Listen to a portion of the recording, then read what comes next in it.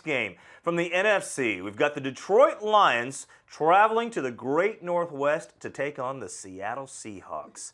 The X factor in this one, I think I just said it by going to Seattle. It's the 12th man. Wow. I think because of the fans there, we know about the noise.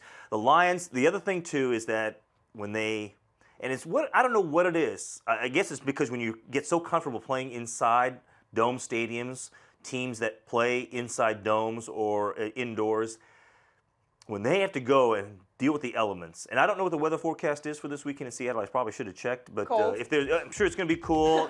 It's probably going to have some precipitation, right? It's going to play right into the hands of the Seattle Seahawks because that place, as we know, is the loudest venue in the National Football League. And for a lot of Lions players who don't have that experience and they're going to go into that Lions den.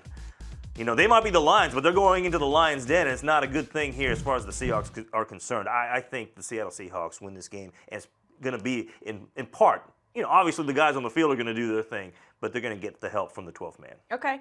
I think the Seahawks are going to be the Seahawks, and the biggest X factor in this game will be whether Matthew Stafford is able to get it to his key receivers. And I'm not talking about Golden Tate and Marvin Jones. I'm talking about Anquan Boldin. He is my X factor in this game because he's going to have to do even more in order to go find that football because Stafford is having so much trouble with that dislocated middle finger and throwing interceptions and not being able to particularly locate his receivers as well as he had been earlier on in the season. He's going to wear that modified glove, and if it's cold up there, that's going to play a factor too. So Anquan Boldin, who is an experienced receiver and is able to, be able to find that football and maybe come back a little bit if Stafford's not being able to get the ball downfield or, chase down or leap over some of these defensive backs.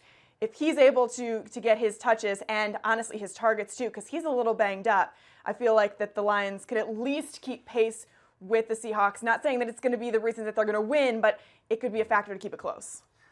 Big fan of Anquan Boldin. Love him. I really like him, and so I hope he does well. But it's going to be tough to go in there and beat the Seahawks in Seattle. Yes.